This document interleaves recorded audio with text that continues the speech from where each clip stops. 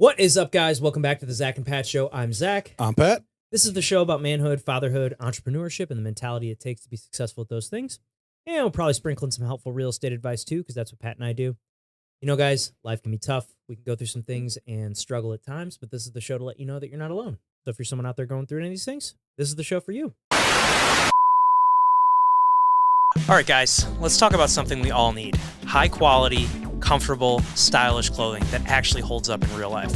Whether you're grinding at work, hitting the gym, or just hanging out, the Normal brand has you covered. I've been rocking their gear, and let me tell you, it's not your average clothing line. They've nailed it perfect with the perfect blend of durability, comfort, style, whether it's a go-to rugged Henley, a hoodie, a button-down that doesn't make you feel like a stiff, the Normal brand is where it's at. The best part is you can support the show while upgrading your wardrobe. Just hit the link in the description below. Check out their collection. Trust me, once you try it, you'll wonder why you didn't do it sooner. The Normal brand. Made for real life, built to last. Now go check them out. Shout out to our friends over at Captain Beard Co. Guys, if you are looking for beard care products, shampoo, conditioner, body wash, give Captain Beard Co. a try. They have this unbelievable beard butter, balm, oils, and then it smells amazing. Ladies, if you're looking for something for your men as a gift to help with their grooming, check them out. Also, if you guys are looking to just set the mood one night, candles, unbelievably smelling candles, made with all natural ingredients here locally to St. Louis. Give them a shot. Also, while you're there, use the promo code Zach and Pat for 10% off your purchase. Hey there, guys. We really appreciate you checking out the Zach and Pat Show.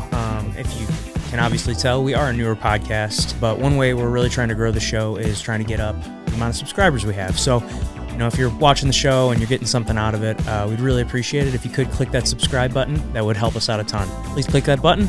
And now back to the show. We have a very special guest in studio today. He is the owner of the Avery injury law firm, the great and powerful Jim Avery. Welcome to the show. Welcome. Yeah, I don't know about great or powerful, but hey, here I am. Yeah. Well, you're here, man. Yes. Well, Jim, for the people out there that don't know you, can you tell us a little bit about yourself? Yeah, I'm a St. Louis resident. Everybody wants to know, so I'll just tell you I went to Bayless. Yeah. All right. Small school in the Afton area. Graduated a long time ago. Seems like it was a couple years ago, but it was like 30 years ago. So I graduated in 89. Joined the Marine Corps from there. Got out of the Marine Corps, went to college, that kind of route. I was elected as a state representative and served 6 years in the Missouri House of Representatives. Then I continued in state government in different roles, and then I went to law school. I decided, hey, I need to decide how I'm going to continue in life. So I went to law school part-time. I did it in 3.5 years, which is the fastest you can do it part-time. It's 3 years normally if you go full-time. So I just buckled down. I was like, hey, I'm not getting any younger. I got to hurry up and do this. So I did it in 3.5 years. So how old were you when you? Well, I've been a lawyer for 7 years. So law school. So probably 10.5 years ago. Okay. That's when I started. And I started my own firm in 2020, right in the middle of COVID, which some people would think would be stupid, but it was actually the perfect time for me to start. So I worked for a firm that advertises on TV, and I was bringing in 40 to 50% of their cases every month. And I said, hey guys, you want to make me a partner? And they laughed at me and told me to go start my own firm. So that's what you did. Yeah, I said, okay, see you later. Actually, I'd already been looking at buildings. So I found a small place in Crestwood. It was a small office. It had like 5 spots, I guess you'd call it, 5 little offices within the office. And within the year, I was already outgrown that, was in another space. Within another year of that, I was in a 3rd office in the same building. And I bought a building in Sunset Hills and moved 2 years ago. We've been in this building. It's a lot bigger, a lot better, nicer space. It's a pretty cool space. Yeah, it's a cool space. It's decorated nice. It's modern. It's very comfortable, though. It's not, stuffy. I'm not a very formal person. Wear jeans and a t-shirt mostly not an Avery injury law shirt. Yeah. I didn't know we were being videoed today. So I guess it's good for advertising that I wore an Avery injury law shirt. But so really I wanted to do things differently than I had done at my old firm. The place that I was at wasn't as personal, and that really kind of sat heavy with me. The people that ran that other firm weren't very friendly to their employees. And it was just weird. Like, wasn't personal, wasn't really me. So, one of the rules at my firm is if you're the first one in, you can go to your desk. But if you're the second one in, you got to go say hi to the other person. If you're the third one, you got to say hi to the other two people. So I'm not usually the first one there. Yeah. I'm usually one of the last ones. So I have to go and say hi to everybody. I think it's important to say hi and acknowledge everybody. We're all part of a team. I don't usually say that people work for me. I say they work with me. And we have a team environment. I would say it's a team more than it is me being the owner of a law firm. That's awesome. I mean, I do own it, but I'm a leader, not an owner. Huh. So big difference. Sure.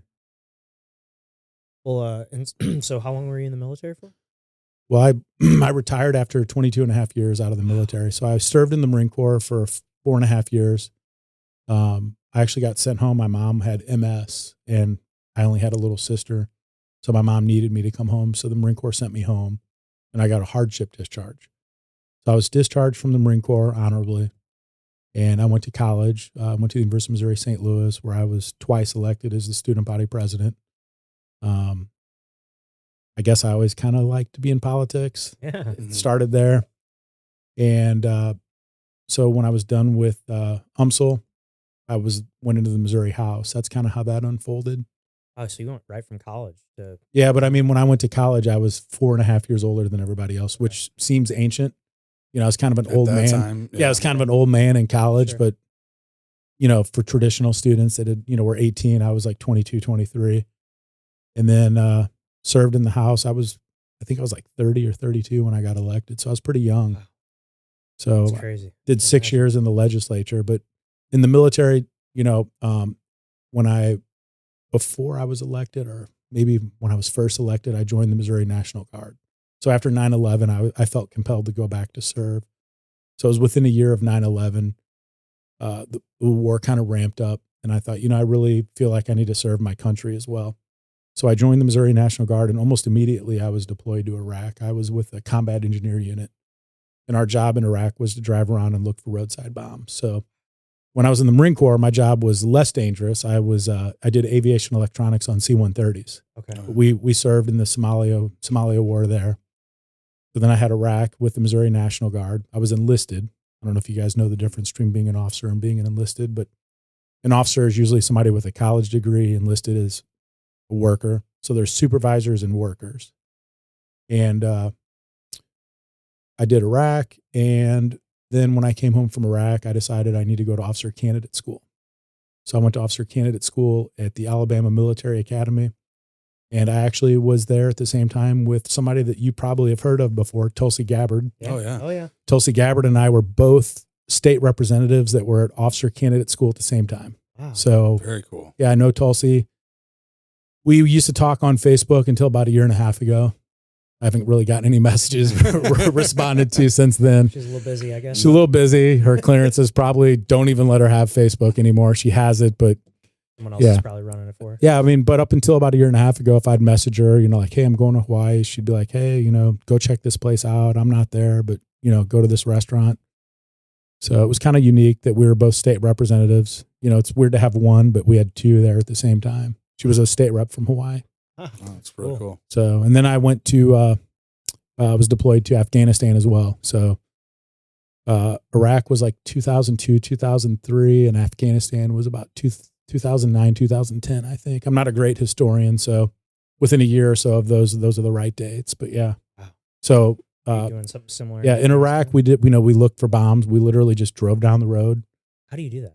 Like, Well, you drive down a road and you look for disturbed earth. So if the earth is dry, like on the shoulders, the ground, the dirt, and all of a sudden there's like a spot where it's darker, that means the dirt's been turned over, probably a bomb in there. Started out like that. Then they'd put them in cardboard boxes. You'd see a cardboard box and all of a sudden 2 wires going out, off the side of the road, maybe for half a mile. So we would just drive around and look for them. We had a vehicle that had a mechanical arm on it. It was called a Buffalo, and the Buffalo would pick it up. It was in one of the Transformer movies, the one with an arm. Mhm. Okay. We'd pick up the bombs, and at first we would try to separate the wires from it, but then they started being remote. So the arm was kind of useless. It would get blown off sometimes. Mm. So we just drove down and we'd look for things that didn't look right, just anything different. Sometimes they'd stack rocks up. That would tell us there'd be a bomb. Sometimes there'd be 15 bombs in a row, just daisy chained is what they called it. Daisy chained together. You'd have 15 bombs. So if one goes off. We got lucky. So when I went to Iraq, nobody in my unit got killed. When my unit went back, because when I became an officer, I went to a different unit. They went back and they did lose a couple guys. And then when we were in Afghanistan, we lost 4 guys in our unit or units that were attached to us. Afghanistan was a totally different monster. Really? Yeah, the terrain's different. They've been fighting wars for 100 years. Literally, these dudes could like put a rifle on a rock, and they know if they put the rifle in this rock and point it down there, it's going to hit at this X down there. Wow. They were just so used to fighting there. So I'm glad we're out of there. So like Iraq's more deserty? Deserty, flat, mostly flat. Afghanistan's mountainy. Very mountainous. Yeah, very mountainous. So sometimes there'd be snow. In the snow, pretty much it was quiet. Nothing happened. We wouldn't go out very much. We still had to get convoys to get supplies here and there, but they would kind of go in hibernation. Mm-hmm. But in Iraq, it was just 12 months nonstop, and it was getting worse and worse and worse, like more advanced. So you were in the so like kind of like the Hurt Locker type. Yeah. So that movie, when I first saw it, the first like 10 minutes were intense, and I was like, whoa, it brought me kind of back there. And then the rest of the movie sucked. It was stupid. Guys driving out on their own on Humvee. I'm like, this is some stupid movie stuff, shit. Yeah, some stupid shit. I'm like, this is. Oh, you can curse. Yeah. Yeah. I can't even watch this. This is stupid. First 10 minutes, though, I was like, oh man, kill that kid with the phone in his hand, because he's the guy that's going to detonate it. I just saw one the other day. Warfare was a new one that just came out, and it was basically it was pretty neat. It was about a SEAL team that got trapped. They got pinned down in a location. I forget where it was. I think it might have been in Afghanistan, and but it was like in real time. So like the whole length of the movie was from start to finish how long that actually took place. Right. So if it's a 2-hour movie, it was a 2-hour segment. Yeah. Like nonstop. Yeah. Yeah. It was intense. It was pretty intense. So most days in Iraq were not funny. Kind of, I'll tell you these 2 little funny things, and then we can do something else. But so one would be the first, like when we first got there, everybody was like, all right, man, it's your turn to go out and get the bomb. About halfway through, you're bored. It's normal. You're like, hey man, fuck you. It's my turn. I'm going to go. Like, you guys, no, I want the excitement. And then the last like month, you're like, hey dude, it's your turn again. Yeah. Like I made it. We're going home. Like, it's your turn, dude. No, it's your turn. No, I got it 2 days ago. It's your turn. Paper, scissors. Right. So that was kind of it. But there was one day in particular that was like the worst day. Nothing bad happened, but it was the scariest day for us, for me at least, in Iraq. We were driving down a road that was closed. We weren't supposed to be on it. It was black is what they called it. But we needed to go down the road. I think we were lost, but whatever. Nobody will admit that in our leadership. But I don't think we were supposed to be on it, but they said we were supposed to be on it. But I know we weren't supposed to be on it. So we're driving down the road. There's a Bradley fighting vehicle, which is kind of a small tank. It was flipped upside down and smoldering. And I was like, wow. And I was a gunner. So I was one of the guys up top. And I was like, this is really effed up. And I was in the back. So I was the last dude. And I was like, this is a bad deal. And actually, I wasn't on top. That vehicle was out of service that day. So I was in the back of a Humvee. Oh, boy. So like a pickup truck Humvee. You're like, I had a saw. I carried an M249 machine gun. And I had a duffel bag. And I carried all the ammunition I had that day with me. Because I thought, this isn't normal. Like, we're not normally in the back of a Humvee, but today we are. So we're rear security. And I had another buddy that had just an M16. So I was the machine gunner. Is it mounted? Or no, it's not mounted. Yeah, I just held it. And it had a bipod if I needed it. But so anyway, we're in the back of this thing. I have all the ammo I have. So I have like, I don't know, 1,000, 1,500 rounds with me. Big, heavy duffel bag full of ammo. Anyway, we're driving. So I'm seeing everything from the back. And I'm like, dude, what is going on up there? Like, why are we going down this road? So we go a little further. There's another Bradley fighting vehicle smoldering.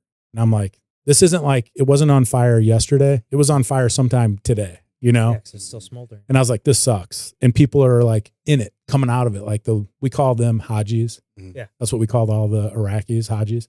So there's like Hajis coming out of this fucking Bradley that's smoldering.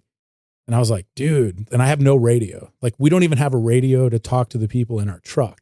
What? So we're just like communicating like, hey, what the fuck is this? Like, you know? yeah, Yelling windows forward down. to the thing. They're like, I don't know. It's cool. I'm like, no, this isn't cool. So anyway, we get turned around. We're on the street that's like not big enough for our vehicles to go down. So we made a U-turn and we ended up in the main part of the city. It was called Mahmudiya.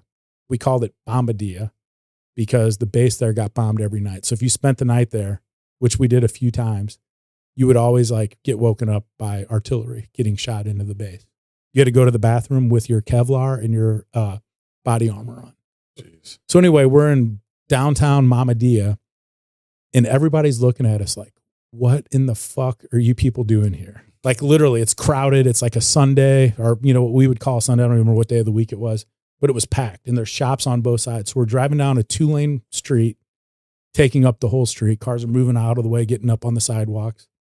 Everybody's looking at us, including, I'll never forget, there was a police officer and he was directing traffic and he was looking at us like, what are you guys doing here? You're not supposed to be here. This is not for you to be here.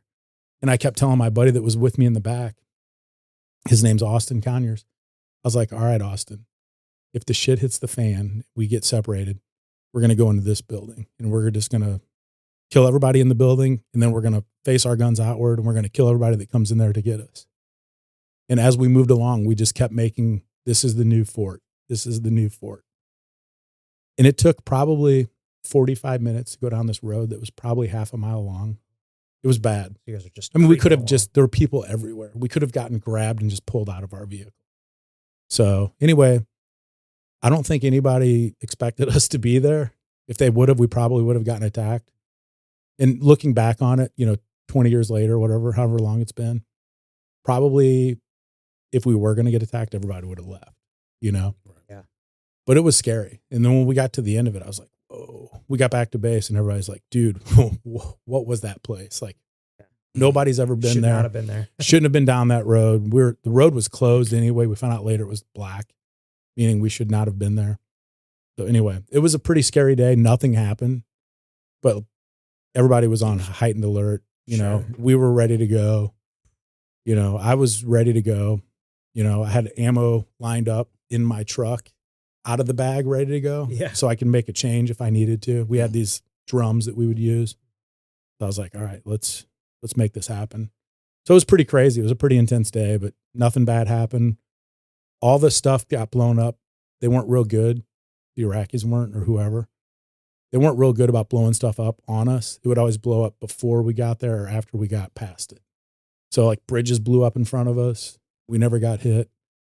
We just got lucky. So I think being there early was beneficial because they weren't real good. They got better. Yeah. Scary. Our vehicles got blown up a few times, but nobody ever got hurt.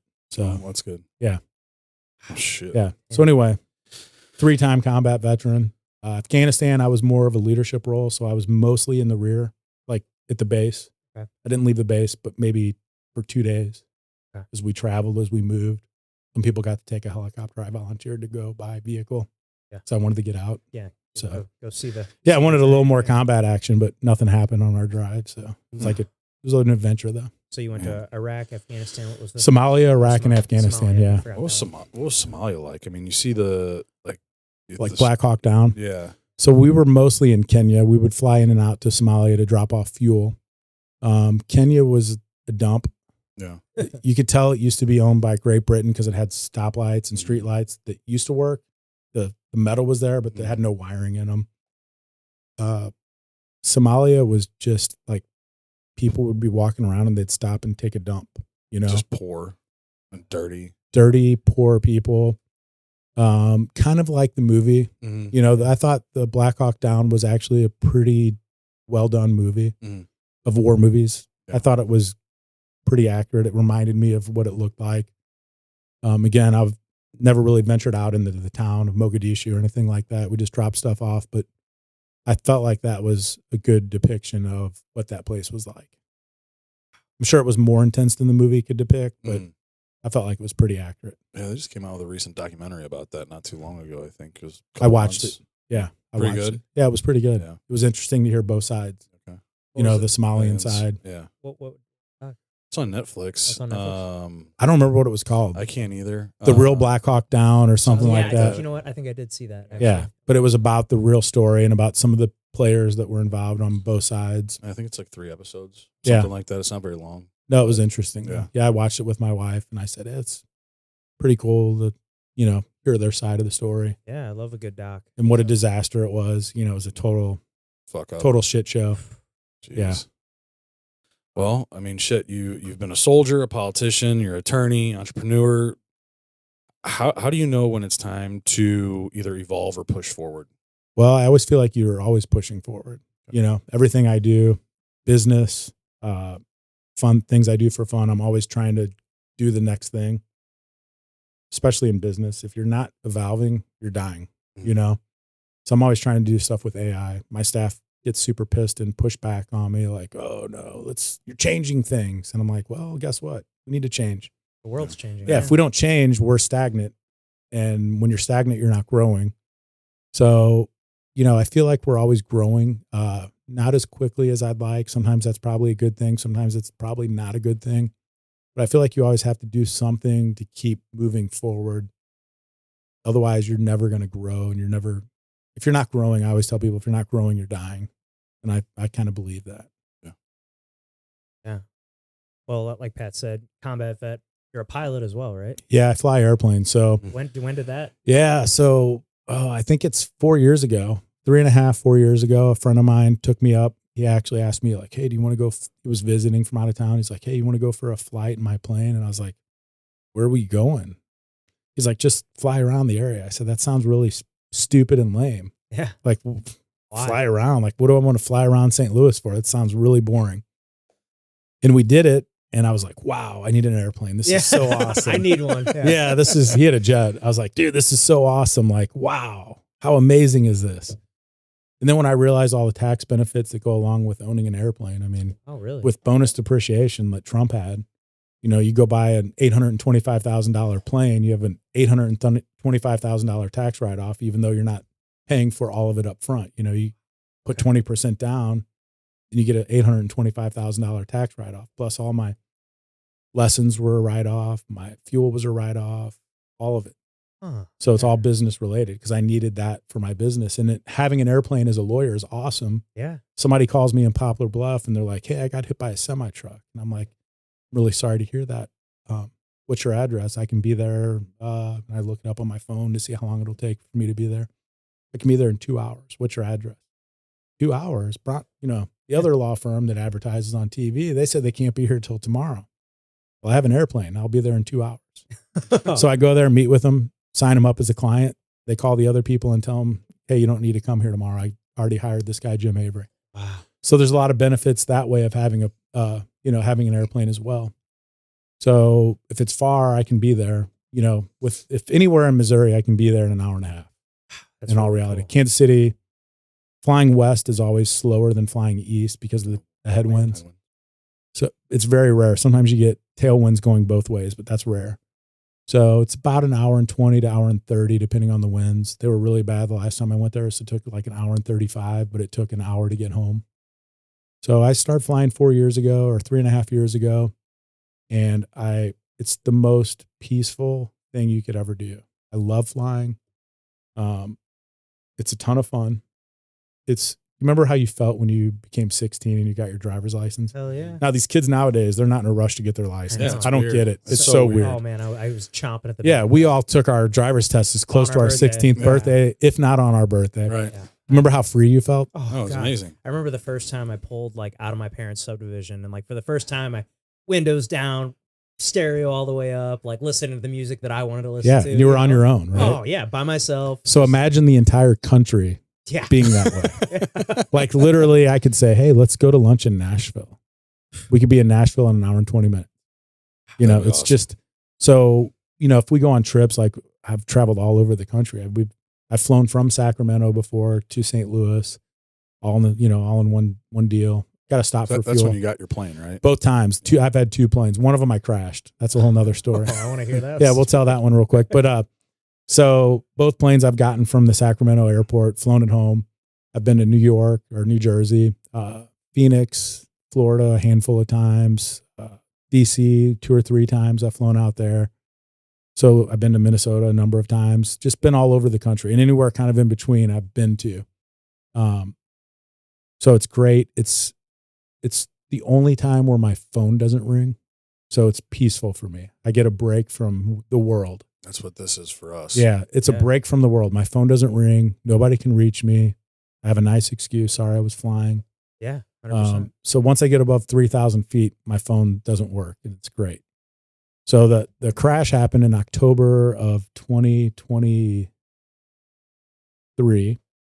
My wife. Yeah, it was right before Todd bought his house. Yeah, my wife's a professional bodybuilder, and she had a show to go to in Omaha, Nebraska. So we flew to Omaha.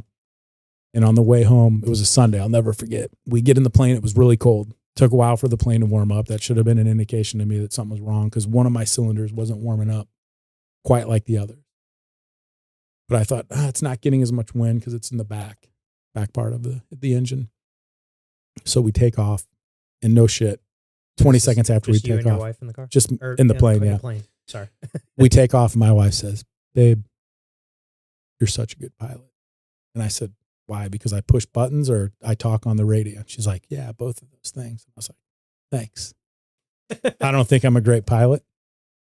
20 minutes later, we're going to find out how great of a pilot I was. So we were at 11,000 feet. We were just coming out of the clouds. I had to get out of the clouds because I was picking up some ice on my plane. And ice and planes don't mix. Doesn't matter how big the plane is. So we get above the ice, and it was beautiful. It was sunny. Took a picture. I thought I took a picture. Immediately upon taking the picture, my plane vibrated. And I was like, oh, and I looked at my wife, and she said, "That doesn't feel right." And I'm like, yeah, it's not right. Something's wrong. But, it's cool. Plane's still going. My plane has a parachute, by the way. Okay. So my plane has its own parachute. So if our engine goes out, I can reach up and pull a handle. The rocket shoots out the back, and a parachute opens up, and we land safely. So I knew that was there. So I call air traffic control, and I say, "Hey, I'm having a problem." They're like, "All right, go back to Omaha." And I was like, "All right, I'll start going back to Omaha." As soon as I started heading back, You like whip a U-turn, basically? yeah, I made a U-turn, and my gauges all went crazy. Like all my avionics started freaking out. I found out later it's because the vibration of the engine kind of shook a lot of the sensors. So like I didn't trust any instrument I had at this point, and I'm flying instrument because I'm in the clouds now descending. So I tell air traffic control, "Hey, I needed to go to the nearest airport." Well, it was Red Oak, Iowa. Never forget the name of that airport. So he's like, "All right, you're clear direct to the Red Oak airport." I'm like, "All right." So I have an iPad, and it's got an app called ForeFlight. You can find out all the information you need. So I'm trying to figure out what the weather is, what are the runways. Meanwhile, ATC is like, what approach do you want to do? Like what runway? And I said, "Hey, listen, I'm task saturated. I'm busy. I'm flying my plane. It's not running right. I'm trying to find this stuff on this iPad. Can you just help me out and tell me what's my best option? Like what's the best runway?" So the guy gives me a runway, and he's reading me all this other stuff while I'm still trying to find out like how high do I need to be, this important information. So I don't pay attention to what he's reading me. Well, what he was reading me is called NOTAMs, Notice to Airmen, which is all the stuff you need to know, but not the stuff I needed to know. Okay. So anyway, long story short, as I'm coming in, I'm telling my wife like, "Hey, I can see it on my computer where the runway is. It tells me it's right over here. As we come out of the clouds, look over in this direction for this runway."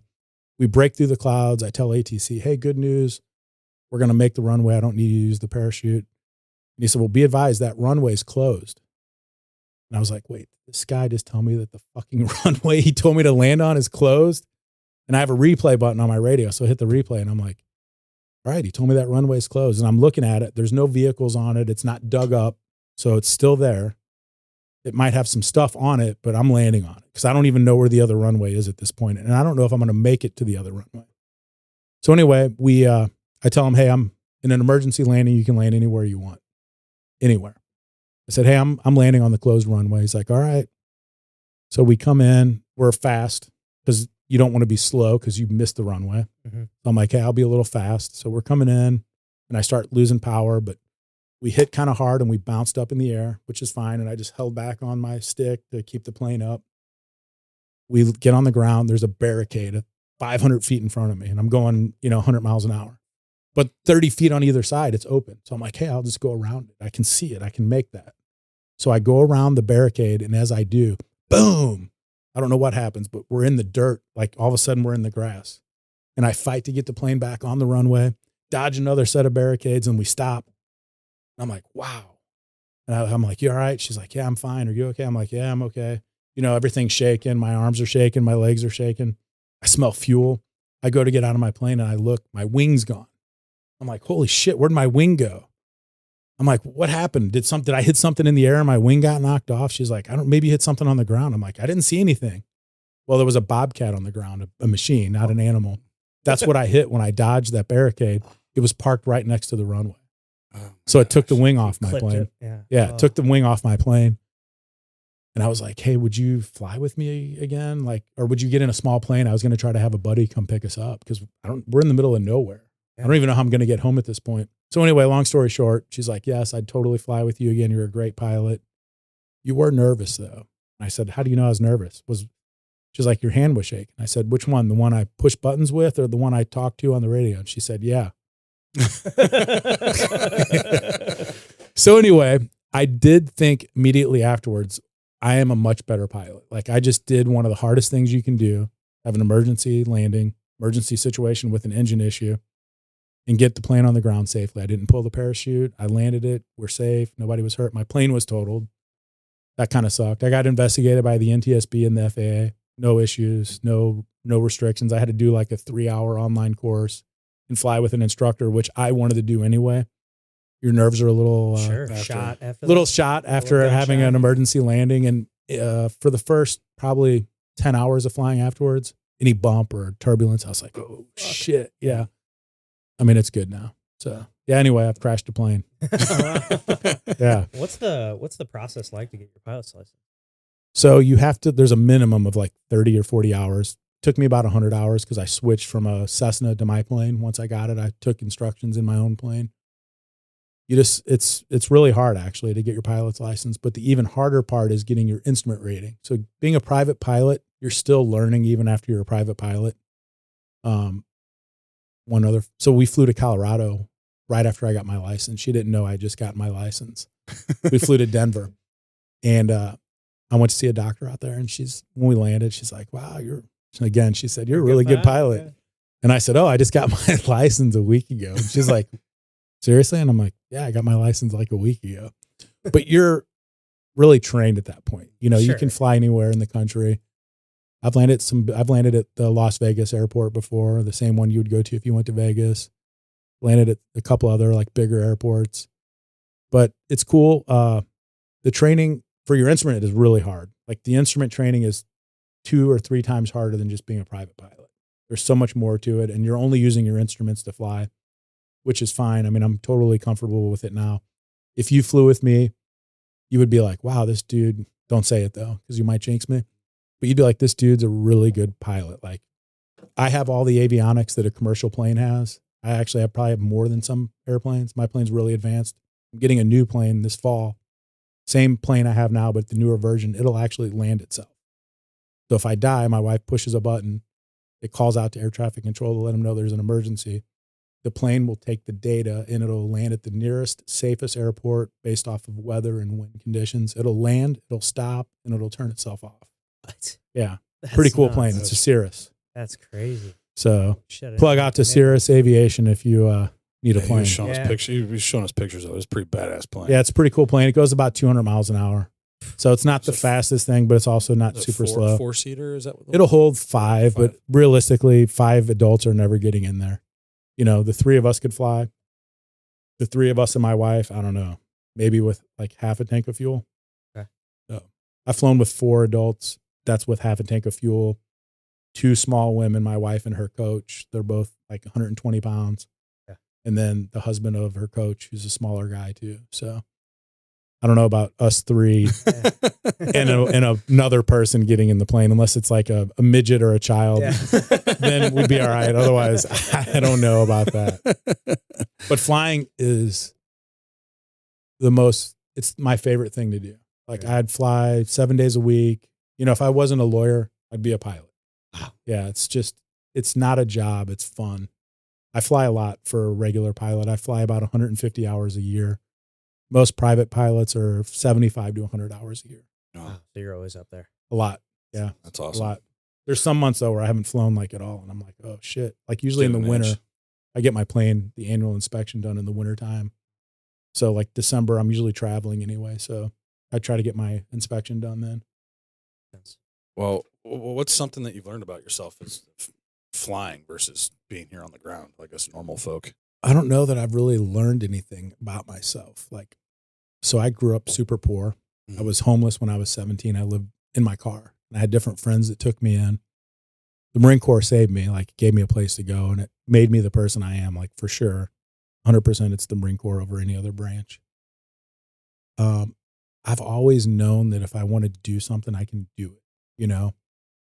Probably the Marine Corps gave me, it gives every Marine a self-confidence that they shouldn't really have, but they do. That's why a lot of Marines get their asses kicked.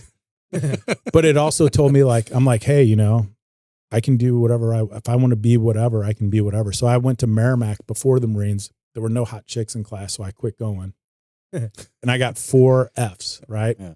After the Marine Corps, I took the same 4 classes at Merrimack. I got 4 A's. And the day of my final for world history, the professor called me out in the hallways like, hey, can I talk to you? And I was like, what did I do? I didn't do anything. It's like, hey, hope you don't mind. I looked up your record, your academic record, because you're the best student in the class. And I didn't know if you just loved history or you're just a good student. And I saw you had me 4 years ago and you got an F. How did you go from having an F to the best student? I was like, oh, the Marine Corps.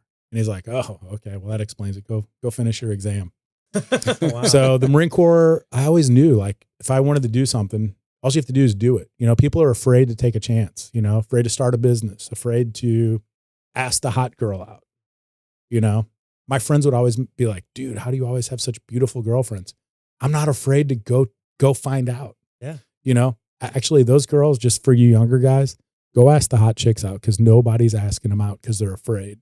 Yeah. Don't be afraid to ask the hot chick out. Oh, I actually watched it happen yesterday. I went into the Chipotle right over here in Kirkwood, sitting there eating my burrito, and you know, there's a group of they're baseball players. They all had like their jerseys on. They're probably in high school, right? And then, you know, a cuter high school girl walks through the line. I watch one of them get up and go talk to her and like ask for a number, and then he gets rejected right in front of all of his friends. Hey, at least he asked. I was like, man, he went up and at least he asked, swung the bat. At least he asked. Like, you know, yeah. But I was like, oh man, that was good for him. Yeah, though. I just sat there and watching. I'm like rooting for him. Yeah, like, come on, man. good for him. Good for him. Yeah, I saw this quote the other day. I thought it was pretty cool. And it was ready, fire, aim. Ready, fire, then aim. Yeah. Like, yeah, go for it, and then you learn after the process. I mean, I'm not really afraid of anything. You know, there's nothing I haven't done that. I mean, don't get me wrong, I've been scared. Being scared is different than being afraid. You know, I've been scared a lot. Being afraid to do something, though, I mean, I'll try anything. Well, hey, not gay sex or anything like that, you know. But anything normal that normal people do, I'm not afraid to try it. You know, sure. I'll try some stupid food. You know, I went on a trip here with Adventure Unknown. We went to Italy and I ate raw squid. It was disgusting, you know, but I did it. Tried it. Yeah. Well, actually I didn't swallow it. I just couldn't chew it up enough to get it down. Yeah. But I chewed it for a good minute. You know, there's a video floating around somewhere in the group here. So it's not as good as calamari, fried squid. No, dude, it was big. It was about this big. And they dared me to do it. And if you dare me to do something and it's not totally unreasonable, I'm going to do it, you know? Yeah. So. Well, you like to travel. Where's some of your favorite places that you've been? Oh, so I think I told you guys this. I've been to probably more than 40 countries. And I love Italy. Italy's kind of my go-to favorite place, but it's not my favorite place. Is that why you got married there? It's one of the reasons we got married there. I love Italy. Yeah. I mean, I can walk around Rome without a map, like the area of Rome where all the stuff is. I know how to navigate where it's at. I don't need a map. I can just go there. Actually, when we went there 3 years ago. We went on a trip around the world, my wife and I. We went to Australia, then Thailand, then Italy. And I was like, hey, come on, we're going to walk around. She's like, how do you know where you're going? Like, how do you know where all these places are? I'm like, I've been here so many times. I know how to get to places. And I have a somewhat good sense of direction, somewhat. You know, I was a lieutenant. I was a captain in the Army. So they always say you can't spell lost without LT. But my favorite place is Thailand. So we went to Thailand. We went to just Bangkok. We were there for 4 days. And I have a friend that lives there. He's a suit maker. So that's the guy I buy my suits from. And he was our tour guide. But dude, the food's awesome. I mean, if you like Thai food, this was the greatest Thai food every day, 3 times a day. I love Thai. Yeah, it's so good. Dude, it's so good. It's so freaking good and healthy and fresh. And it wasn't dirty. I thought Thailand was going to be really dirty. It was very clean. Now it's dusty, you know, like dirty in the sense of trash. No, dirty in the sense of like, hey, it needs a good rain to wash away all the dirt and dust. It needs that. But it's not a dirty place, and the people are really nice. I've heard it's like the land of smiles. I feel like I've heard everybody's friendly. You get a lot of smiles from lady boys, you know. But it's really a nice place. I wouldn't live there, but I would go there for a month, and you know, I always try to learn how to say thank you in every language every place I visit. I try to learn some words. Usually, thank you because it's appreciated. They're always taken aback. Yeah. So, and I eat Thai food a lot here in St. Louis. I go to Pad Thai in South County. I live right by it. I'm probably there 2 times a week. Yeah, place is Yeah, amazing. we order takeout from there. I mean, probably once, if not once a week, once every 2 weeks. You remember that place used to be really little? Yeah, and they when it expanded first opened, it was where that glass is now. Yeah. That was it. It was like 6 tables. Yep. And now they expanded. They could expand again even. Oh, I know, because I remember like during COVID.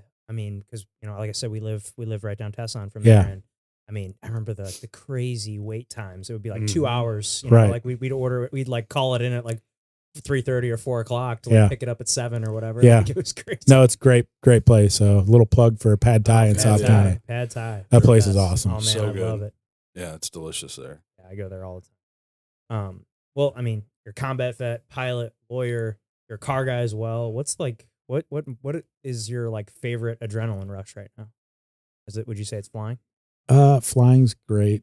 Yeah, flying. I mean, flying's, you know, I'm always nervous when I take off and when I land, you know, not nervous, but I get a little adrenaline kick. Those are the 2 times where it's the most dangerous. Sure. Yeah. When you're Landing even more so than taking off. That's where a lot of crashes happen on landings. Takeoffs too, if you have engine problems. Luckily I have a parachute. So as long as I'm above 600 feet, I'm going to live. But I love cars. You mentioned cars. I love cars. I love driving cars. People always ask me, I have 9 or 10 cars. People always ask me, what's your favorite car? And I'm like, whichever car I'm in that day. You know, that's my favorite car that day. So today I drove a Porsche Cayman 718 4.0. Great car. sweet. Great car. Super awesome on the track. It's a great track car. A lot of fun. It's a really nice car. But I have a 1972 Datsun 240Z. You know what a 350 Nissan is? Mm-hmm. This is like the great grandfather of that car. Okay. So it was a 2.4 liter V6 or straight 6 car. Do you ever know what a 280 ZX is from the day, or 300 ZX? Mm-hmm. Those are all. So it went 240, 260, 280, 300, 350, 370, and now they just call it Z. Mm-hmm. It's really it would be a 400Z because it's a 4 liter 6-cylinder. So the number equates to the size of the engine. 240 is a 2.4 liter, 260 was a 2.6 liter, 280 was a 2.8, 300, Sure. yeah, so on and so forth.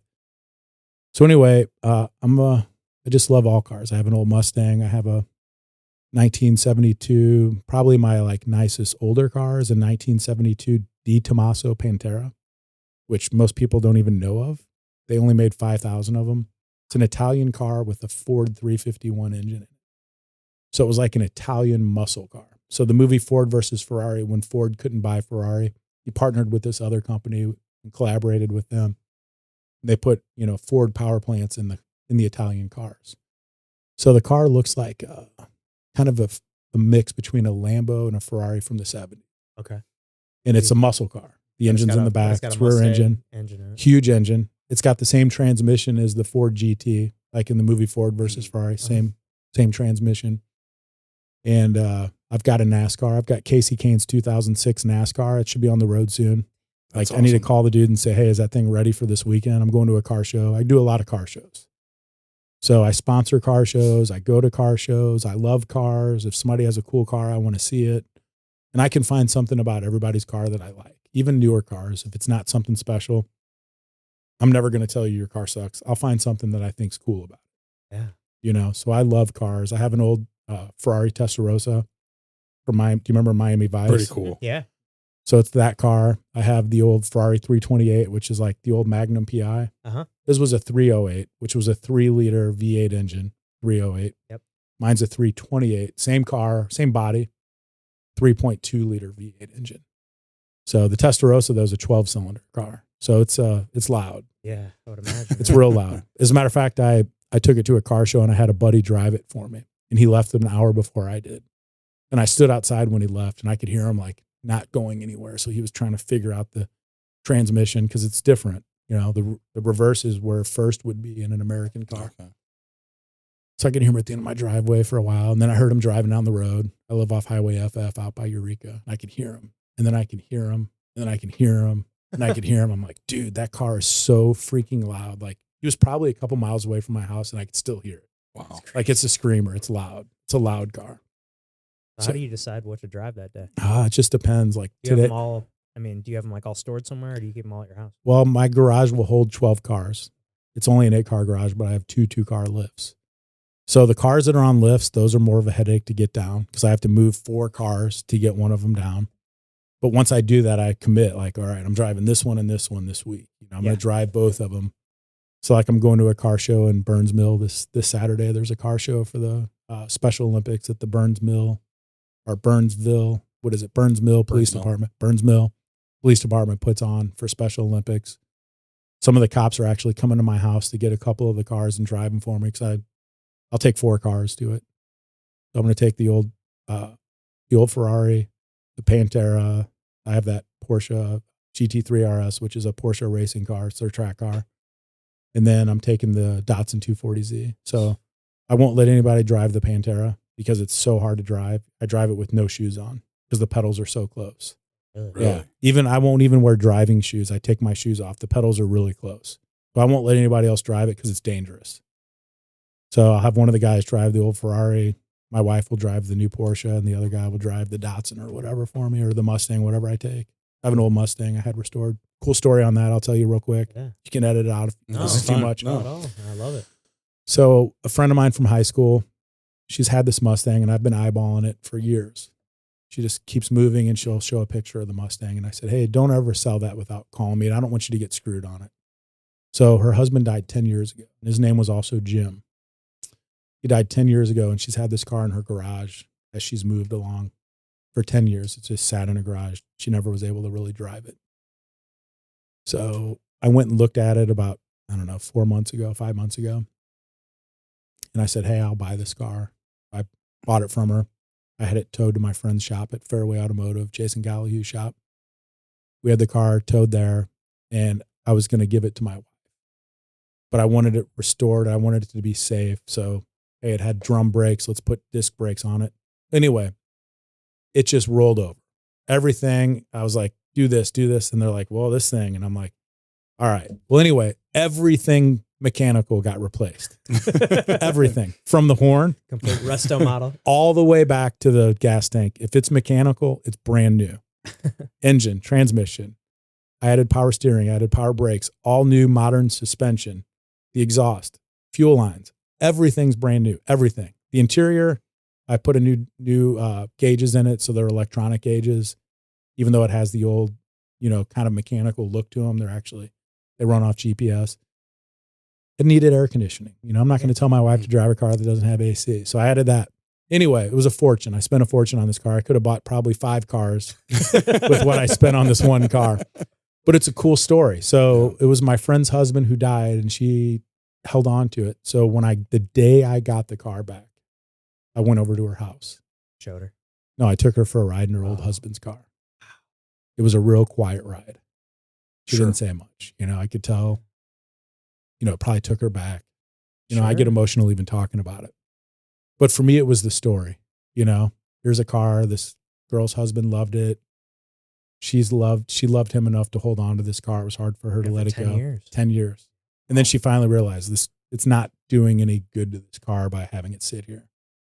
So anyway, it's a cool car. I actually like driving it a lot. I wish I would have made it faster because I drive it more than my wife does. I didn't want it to be like super powerful because I didn't want it to be dangerous for her. I had it it didn't have shoulder belts, it just had the lap belts. I had them put a shoulder belt in. So, I mean, every safety thing I could do, I did for her, but so anyway, yeah, I love cars. Yeah. You got quite the collection. That's awesome. I love cars. Yeah. What was your first one that you like? Your first car, Car collection? Yeah, like collector car. You got. I ordered the new Corvette C8 before it came out. So it was 2020. I was supposed to get the C8 and I got so sick of waiting. I bought a 1972 Corvette. Wasn't a very good purchase. It needed so much work when I got it. I was like, oh, dude, I bought it off the internet. I'm like, I got kind of screwed on this. But anyway, I did some work on it with a friend and he was really knowledgeable. Like this dude knows everything about this car. Like every bolt, he knows like what size it is without having to put a tool on it. He can say, hey, I need a 7/16, or I'm just making that up. Yeah. So if anybody's really into cars, don't make fun of me. We'll just say 1/2 inch bolt. Yeah. And I mean, he knows exactly what goes where in that car, every piece of it. He's restored that kind of car multiple times. So he's like an expert on it. So I took it to his house and I would hold the flashlight for him while he helped me do stuff on it. And so it was a 72 Corvette and I sold it to a friend a couple years ago because I was like, I just don't have room for, it was a nice car, but it wasn't super cool. It was cool, not super cool. So I'm trying to keep my collection to cars that will gain value or something you don't see every day. Yeah. I took the 240Z out last Friday to a car show in Kirkwood. There's one at the Sonic in Kirkwood every Friday. Mm-hmm. People are like, whoa. I was shocked how many people were really interested in that car. Like, we haven't seen one of these in a long time. And mine's all original. The panels usually they would rust out on those cars. It's all original. Wow. So it got way more attention than I ever expected. That's cool. Yeah. That's awesome. Well, you mentioned you were homeless at 17. What's the story there? Yeah. So my mom was just kind of not a good person. And I had enough of it, So I'm like, I'm leaving. So I just left and was in my car. And I went and lived with an aunt for a while, and then she got cancer. So I had to leave her house because she wasn't there, For a while I was driving. She lived up by Northwest Plaza. Okay. So that's a long drive to go to Bayless every day. Yeah. But my aunt was awesome. She took me in and then she got sick. So I had to leave. And it was the summertime. I was kind of just going from friend's house to friend's house. And finally I had a friend's mom that said, hey, why don't you live with us? I lived with them for probably 8 months or a year before I actually went in the Marine Corps. So they kind of saved me. Yeah. Awesome. Well, then also too, your brother. That's an interesting story. Yeah. So my mom had a kid before I was born, and I always knew about this kid, that she had put up for adoption. So she had a daughter, then she had a son that she put up for adoption. The son, not the daughter. She was getting a divorce, and I guess the story I heard, is my mom's dad said, hey, I'm taking care of one of your kids. I'm not taking care of two of them. So back in the day, they would send you away to have a kid so that nobody knew you were having this kid. So she had a kid in Illinois. She put it up for adoption through some Catholic church or whatever. I always knew this person existed, and she tried to find them, but it was a closed adoption. So back in the day, you couldn't find these people. So my mom died, 2008. She had cancer and died.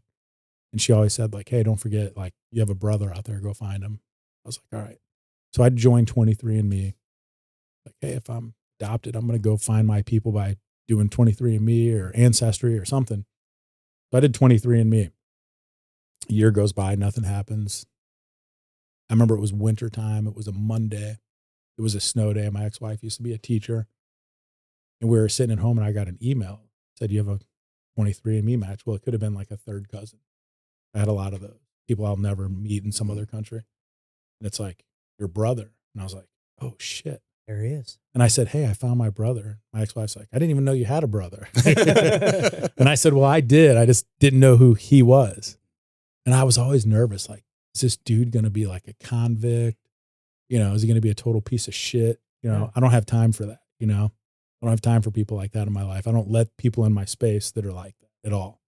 you're a piece of shit. You're not in my life. I don't care if you're my sister or whatever. You're not in my life.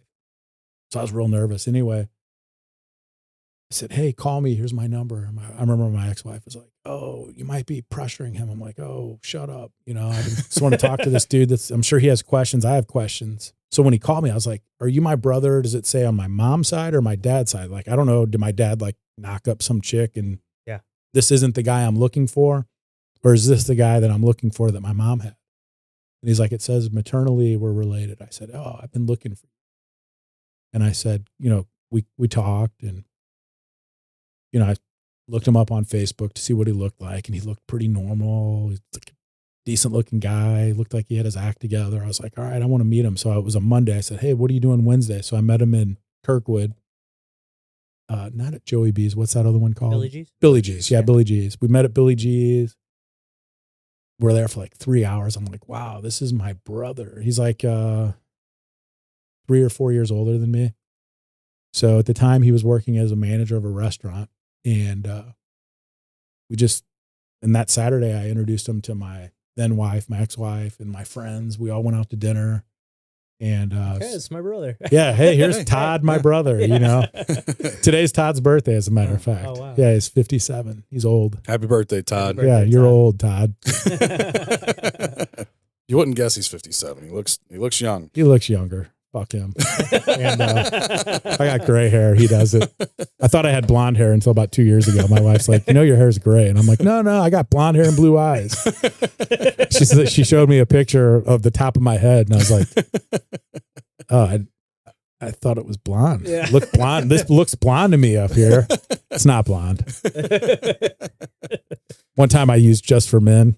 And I had a buddy from out of town over, and he's a lawyer buddy. He's the one that got me into flying. Actually, his name's Jacob. I come out, I'm dressed, my hair is dry, and he's like, "Whoa, what did you do to your hair?" And I'm like, "What do you mean?" He goes, "Dude, what did you just do?" So anyway, I don't use Just for Men anymore. Yeah, fuck that shit. Yeah. Just go natural. I keep it short. Yep, I'm the same way. Keep it short. I recently just committed to the shaving, and I saw we got family photos, you know, probably a month or two ago, or probably 2 months ago now. And I'm like, I just couldn't, because I didn't realize that how much hair I had lost in the back of my head. Yeah, let me see it. Yeah, you got some hair loss back there. You know, my wife can help The you. old cul-de-sac. My wife can help you. She has a med spa. She can give you hair PRP and it will help you. Really? Yes. Okay, You let's should talk. call her. Yeah. Let's talk about this. She owns, I'll just give her a plug, Bellissimo Spa and Wellness. It's in Crestwood. It's in my old office where I Okay. first started. Yeah. But she can do hair PRP for you. All right, let's try. Yeah. I'll try. No, it, it'll help man. you. I promise you. You'll see a 'Cause I difference. recently just I was like, all right, fuck it, because I saw these pictures and I just the pictures look great. You know, kids look great. Gina looks great. My wife looks great. And then you saw your bald And spot. I like catch the side of my head and I just see this like cul-de-sac missing. I'm like, oh god. Yeah, don't be that guy. Yeah. Well, I don't want to be. I was like, if I'm gonna be bald, if I'm gonna be bald, I'm just gonna take it all off. Yeah. And just commit to the. You've got enough hair.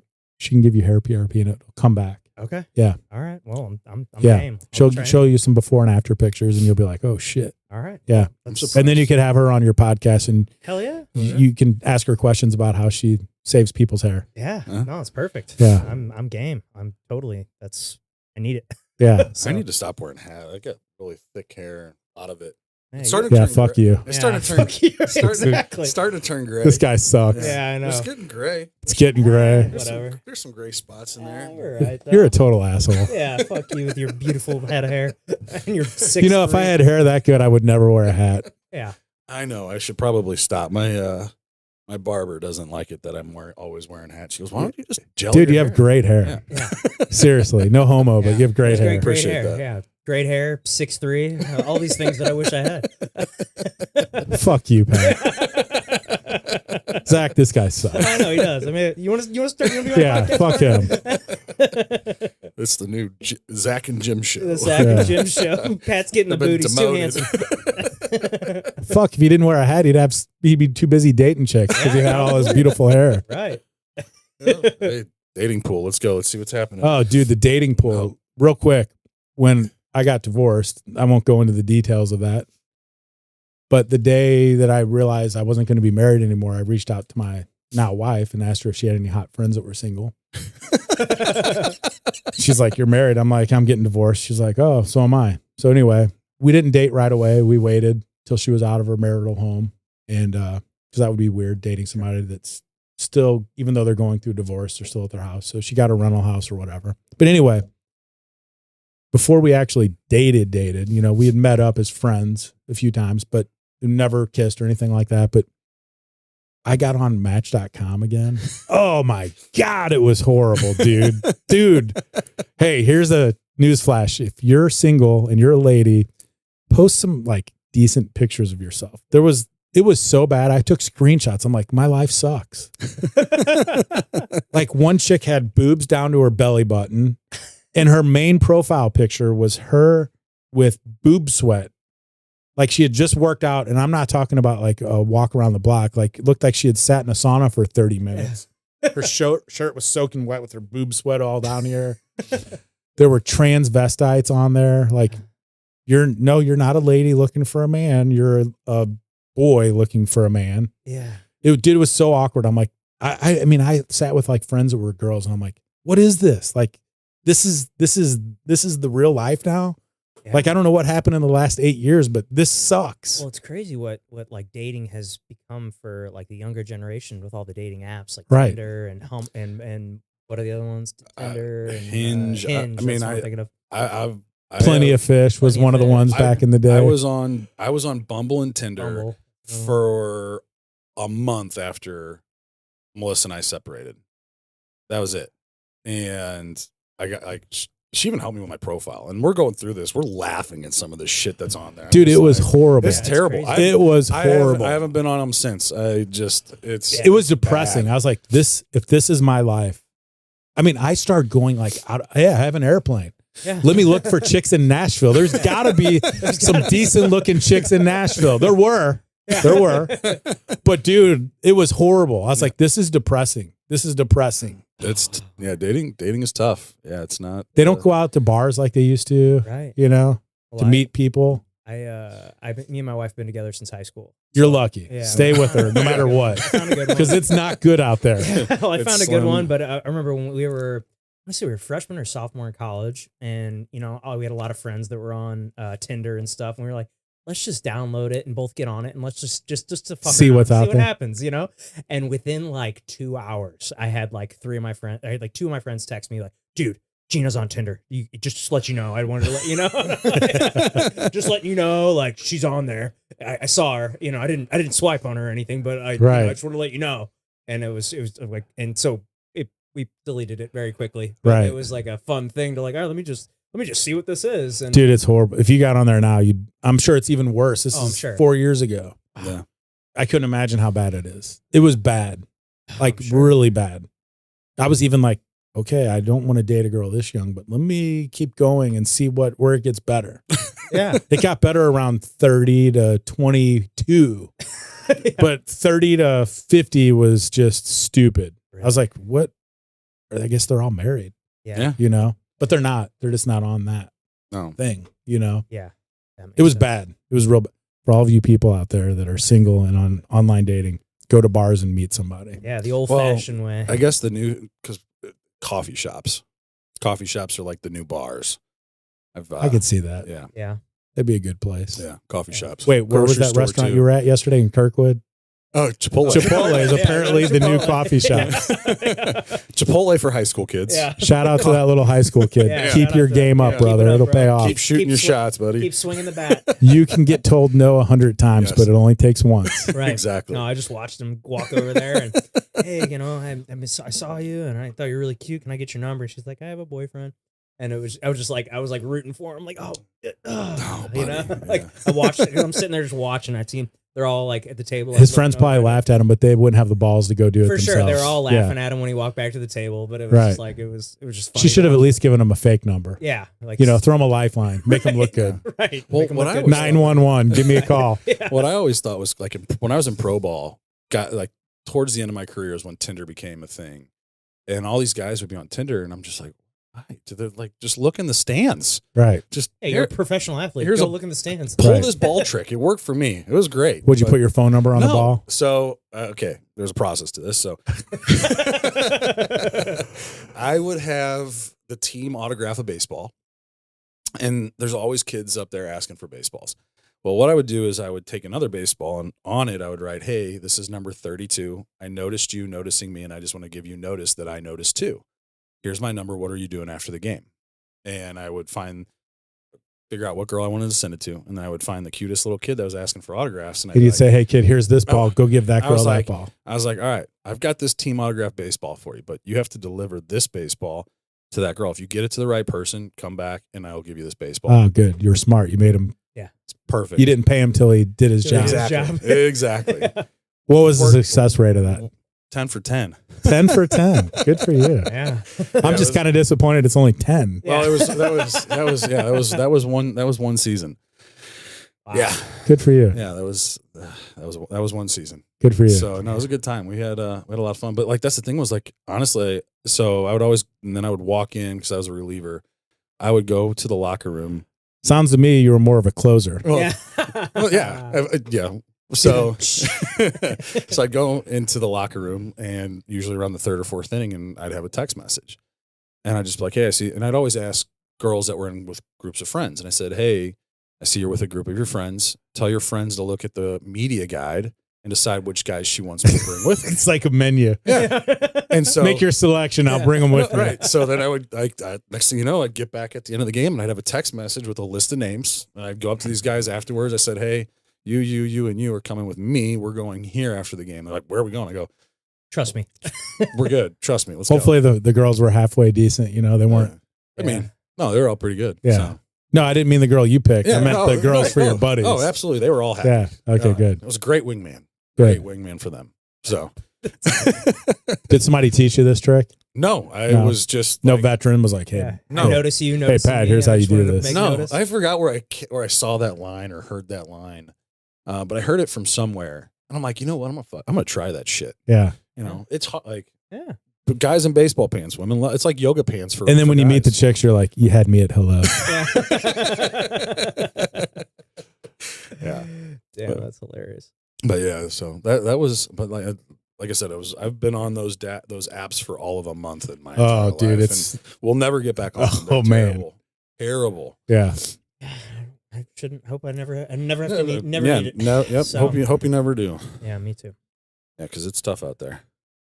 Sure. So Well, so what? Sorry, I've screwed up the total No, flow. you're- I no, love no, it. this is I love great. it. No, it's great. That's what we do in this. I mean, we'll Yeah. totally go off on tangents and stuff, but I love it. But what ultimately made you so when you opened up the law firm in the middle of COVID, like what it was because you wanted to leave the other job, right? Yeah, it was also like, yeah, But you said it was. I kind of alluded. It was perfect time Why was that? because somebody would be like, hey, how's my case going?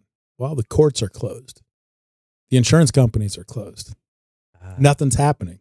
Gave me a chance to get everything set up. Okay. So I was able to get my office set up. I mean, I had to buy furniture online without seeing it. Yeah. But I was able to get furniture. I was able to get computers, internet, all the things, insurance. Yeah. All the files transferred from my old firm to my new firm. That was a whole task. 120 clients. Got to get all their stuff from their files and put them into your files, and they weren't the same like program. So we couldn't just move them. You had to like download everything, put it in the appropriate part of the file. So that took a while. That took months to do, Yeah. And it was a good thing. Like if I did that in the middle of normal operations, While you're people trying to do probably other would have been things. pissed. Like, Yeah. hey, why is this taking so long? Why did I go with you? I could have just stayed wherever I was at and I'd be done already. I didn't have that pressure. Yeah. So it was nice. That Yeah. Makes sense. So, I mean, you've been doing the injury. So, are you specifically injury law? Only Only injury law. Avery injury law. Got it. People call me and ask me about stuff for businesses. I'm like, hey man, it's Avery injury law. Yeah. It's not Avery corporate law, Avery injury law. So we do injuries like dog bites, car crashes, a lot of car crashes, semi-truck cases. I have a lot of those. Just turned down a $1.5 million offer on a semi-truck case the other day because we think it's worth, $12 million. So, Yeah. it's hard to say no to 1.5, but when you know it's not the right number, it's Right, real for sure. easy. And my client was like, dude, I've never felt so good about turning down $1.5 million, but I feel great. Yeah. They actually sent me cookies yesterday. Yeah. My wife's going to hear this and be pissed now, but because she eats healthy. Yeah. And, Bodybuilder, I figured. yeah. Yeah. So But yeah, it's only injury stuff. I don't do medical malpractice, but I can always tell my friends or people that call me who I think does a good job. I actually have a medical malpractice case myself. I have a depot for my own case coming up this week. Oh, Can't talk about that too much. cool. But I got hurt because of a surgeon's negligence. That's about all I'll say about that. Yeah. Guys. So Well, do you have a case? You know, I don't know how much you can talk about it, but do you have a case, you know, throughout your career that really sticks out to you?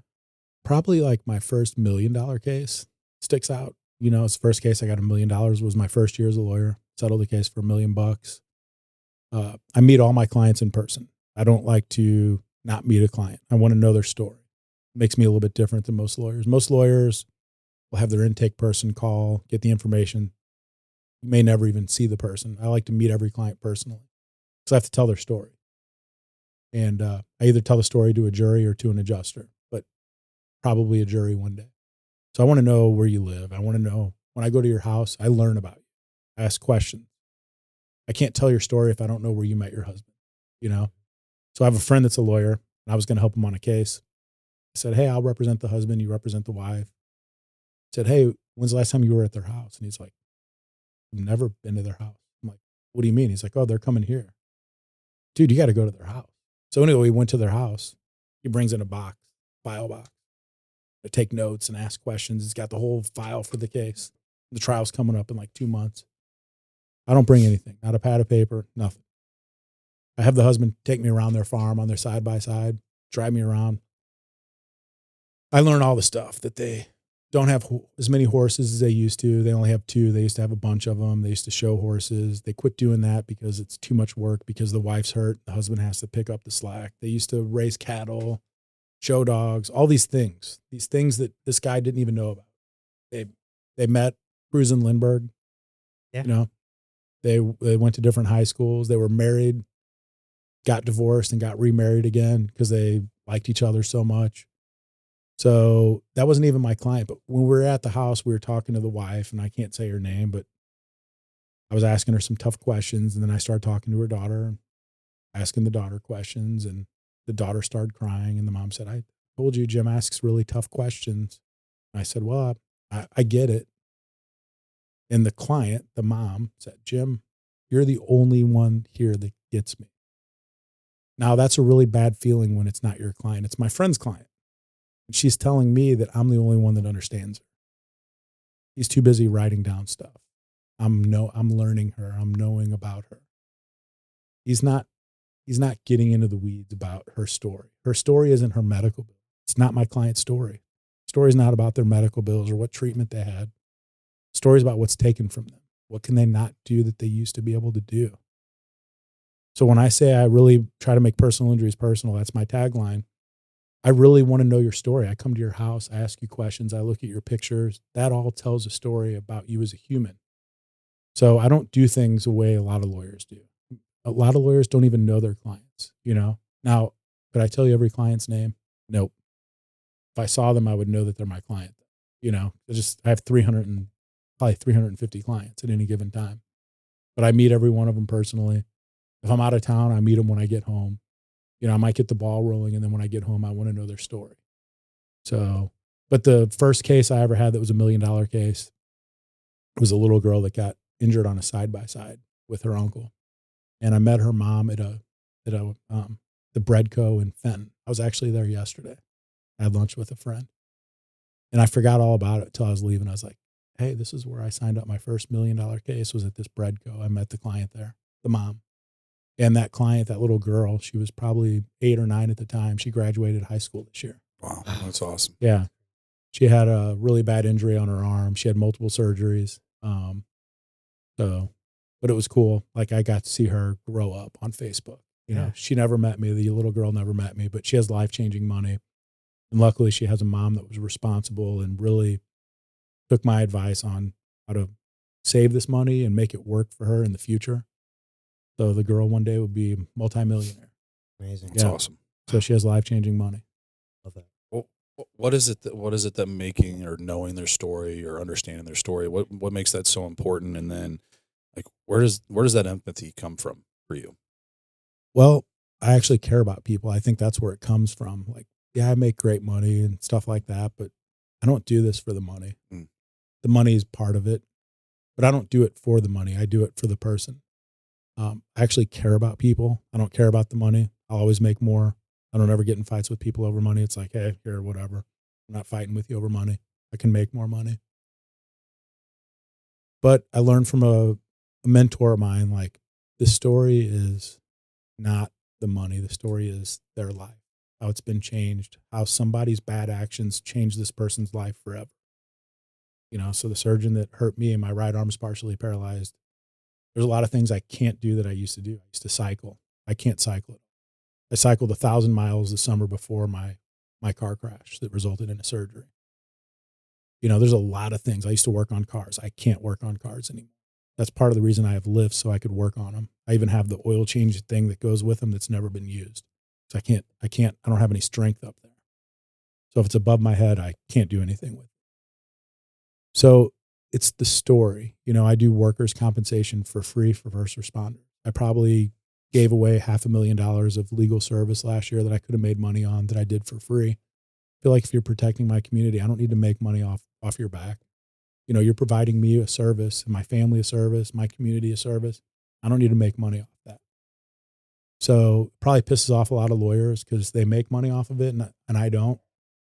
And people, if you're a first responder, don't call those other guys, call me. I used to be in charge of work comp for the state of Missouri. I'm happy to do your case for free. My parents were both cops. So, and being a military guy is kind of the same line of work. But I care about people. The empathy comes, I don't know. I care about people, care about animals. I love dogs. I'm a dog person. I'm an animal lover. But I don't need all the money in the world. I don't have to have a $20 million house. I'm happy with where I live. I live in a beautiful home. I have good stuff. I don't have to have everything. I want to help people. When I die one day, because we're all going to die, and that's part of the reason I do all the stuff I do, because I'm like, hey, I got one life. I drive cars because I have one life. I'm going to enjoy all the stuff I have. I don't have kids. I don't have anybody to leave a bunch of stuff to. I'll probably donate it to charities and a little bit to nephews and nieces and stuff. But when I leave this earth, because we're all going to leave it one day, I want people to be like, that's a good dude. Like, people think about Jack Buck. Like, that's the dude I think that most people felt like was the most beloved St. Louis. And I'm not saying I'm ever going to be on his level, but you'll never meet people that said Jack Buck was a cocksucker or an asshole. Nobody ever says that about him. Everybody talks about how great and kind he was and how he would stop and spend time and talk with you, even though you didn't matter. Well, guess what? They did matter, Everybody matters. So when I'm out at car shows, dude, and people know me at car shows. I just went to one Sunday and pulling in, people are like, hey, Jim, hey, I don't know who they all are, but I'm going to stop and talk to them. If they want to talk about cars, I want to talk about cars. I want them to show me their car. It might not be a $300,000 car. It might be a $10,000 car, but I want them to talk to me about their car because I care. I want to know about it. It's their pride and their joy. I want to know about it. So I just feel like if you're a good person and you care about people, you're going to be successful in your business. If you treat people like shit and you don't care about them, clients, they're going to know that. They're going to know that you don't care. They're not going to call you. I get most of my referrals come from former clients. Most of my referrals. And I learned a long time ago, I don't need to advertise on TV. I'm bigger than where the firm was I left. I'm bigger at this point than they were at the same point in their careers. Because I treat people right. You do that, people will love you. They know that you care about them. I care about all my clients. If I go to trial, I'll invite my clients to come to my house the morning before, the Sunday before, and I'll make breakfast with them. And I'll talk to them and I'll make sure they don't have any worry. I'll go eat dinner with them several times before a trial. Sometimes at their house, sometimes we'll go out to eat. I become friends with my clients. And, I've been invited to clients' weddings. I've been invited to clients' funerals. Families know that, hey, Jim's actually friends with this lady that died. We need to let him know that she died. I'll send flowers and go to the funeral. I just I'm just a real person, some people probably think I'm fancier than I am. I'm flashy. I'm not. You know, I might wear a Rolex, but my pants came from Costco. You know, my shoes came from Amazon. Just a regular dude. I just care about people. I like people. You know, it's why I do what I do. Got some cool cars. Yeah. And I got cool cars. Yeah. But I want to see your car. Even if it's not as cool as you might think, I still want to see it, you know? Yeah. I want you to tell me about it. If that's what your pride and joy is, I want you to tell me about it, you know? Absolutely. And it's not that I don't care. I want to hear about it because I care. Well, Yeah. that's definitely a different approach than, you know, what you hear about most lawyers. So it's pretty awesome. So, Yeah. I mean, and on that same breath, I mean, because you hear all the way people talk about politicians and everything like that, would you say most politicians are that way? Or, I mean, because I mean, you're a public servant at that point, but you always hear they're like in there serving their best interest. I mean, would you think that that's true, or do they have a lot of the same? So when I went in the Missouri legislature, I used to think, hey, if you have a good idea, and we needed 83 people because there's 162 or whatever, so that would be the majority. If you can get, you know, 50% plus one and a good idea, you can pass a good bill. And I learned real quick that's not what it was about. It was about what donor is behind this bill. So, you know, I don't think most politicians are doing, I think they go in with really good intentions and then they get kind of swept into, this is what leadership wants. This is how this works. This company donated a bunch of money, so we have to help them out. Instead of, hey, we need to help people out, Mhm. you know? So you may or may not know, but I'm considering, I haven't made any formal announcement, I'm considering running for state senate in Jefferson County. And if I go, I want to fund my own campaign and raise money just from my friends. No political action committee, no corporations, just straight No ties. people. Yeah. So when leadership is like, hey, we need this bill for this donor, I'm going to be like, I don't need this bill for that donor. Mm-hmm. I want people to know that I'm there for them, going there for them, to fight for them. Here's an example. The governor is getting ready to call the legislature back in session next week to pass a bill for the sports teams, right? How about tax relief for us first before we start passing tax relief for the Chiefs? I don't think the Chiefs need tax relief. Right. Yeah. Does their stadium suck? No. Is it the most awesome stadium? No. Guess what? Their fan base is in Kansas City. If they want to go to Kansas, hey, good luck. You know, look at Stan Kroenke in LA. It's not working out so well for them, you know? And we're the biggest XFL or UFL team in the league still. Like, we're a football town and we're a sports town. We'll support our teams. But we don't need to give tax relief for the sports team before we give tax relief to the people. Right. You know, like, hey, Missouri has a lot of Republicans, but we're not growing like other Republican states like Texas, Tennessee, Florida. You know, if you go to Nashville, there's cranes everywhere. They're building everywhere. It's booming. We don't even have any cranes around. No, we got vacant office buildings. Buildings everywhere. Yeah, vacant. The joke in Tennessee is the state bird of Nashville. You know, it's not a state bird, but state bird of Nashville is the crane, because cranes are everywhere. Yeah. Why is Missouri not growing like these? We're stagnant. I don't think Missouri is a growing state. So if I run, and I'm probably going to run, but I haven't made it official yet, I'm just sick of it, dude. I'm sick of people going up there and doing stuff for special interest groups. I don't care. I want to come home every night. I don't want to be in Jeff City. I want to be at home with my wife. I have an airplane so I can come home every day.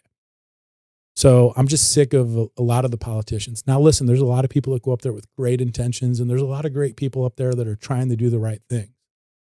But the majority of people get sucked in, the money, the power. When I was a representative, I hated when people would be like, oh, hey, Representative Avery. I'm like, hey, this is Jim, man. I'm just Jim. Just a dude, just like you. Nobody better. You know, yeah, I'm a representative, but when I'm done, I'm just Jim again. So just call me Jim. You're not special. You know, these guys all forget that. They go up there, they get big heads. They think they have all this power. They have some power, but when they're done, they're just the person again, you know? Then you amplify that on the national level. Oh, man, it's way worse. You couldn't pay me to go to Congress. Yeah. It would suck. Yeah. It's dirty. Couldn't imagine. But unfortunately, it's the best system in the world, you know? Yeah. True. It's not a great system, but it's the best system. Right. You know, it can be better. You know, if people just, for one, they don't pay anything in the Missouri House or Missouri Senate. I think they get like $40,000 a year. No shit. Yeah. Wow. It's hard to have a second job, you Yeah. know? So if you're not already rich, you're going to get people that really, not saying that there's not some great quality people there. There are some really good people there, but there's also a lot of people there who are just sheep and will do whatever leadership tells them. They're afraid. Mhm. They're afraid. Don't be afraid, you know? Sorry, I wasn't brought here to support this special interest group. I was brought here to represent the people of my district, and they want tax relief, or they want to get rid of personal property tax. Yeah. We don't need Yes. that. God damn. Yeah, let's get rid of that. Yeah. Like, why are we giving a stadium money for stadiums before we're giving personal property tax relief? Governor Kehoe, if you hear this, I'm coming, but not officially yet. They don't want me there. They don't want me there because I won't be controlled. Yeah. And it's very freeing to know that I can do this without special interest group money. Yeah. Oh, I'm sure. I'll have no affiliation with any leadership. I'm just going to go filibuster every bad bill out there. Love it. You know, we already have too many bills passed every year anyway. There's so many stupid bills. But anyway, I got off topic. No, that's No, I awesome. love it. Yeah, that's great. Well, Jim, this has been amazing having you Yeah. here. I had not met you before today, and I feel like I really got to know you today, and this was a pleasure getting to know you. So Thanks. I appreciate you guys having me here. Yeah, it was a lot of fun. We do end the show the same way every time. So Play a little game. Sure. Call it the tombstone game. Okay. All right, here lies Jim. What's it say on your tombstone? Here lies Jim, a good motherfucker. There we go. I love it. I love it. That's what the MF stands for, right? And the JMFA. Yeah. Well, it's my Army nickname. It's Okay. Jim motherfucking Avery. Okay. I didn't create it. Some Army buddies would always call me that in Afghanistan, and it just kind of stuck. That's Jim awesome. Motherfucking Avery. And it's just kind of an attitude, Yeah. you know? So I'm like, hey, man, JMFA. You know? I love it. That's awesome. I'm not worried about you. I'm Yeah. JMFA, That's you awesome. know? Hell yeah. So Sweet. Awesome. Well, thank you to everybody that tuned into the show. If you could click that subscribe button, that would help us out a ton. We do have a goal to get to 500 subscribers before the end of the year. So if you got anything out of the show and you enjoyed it, please share it with a friend. That would help us out a ton. Click that like button as well. Comment what you thought below, and we'll see you next time.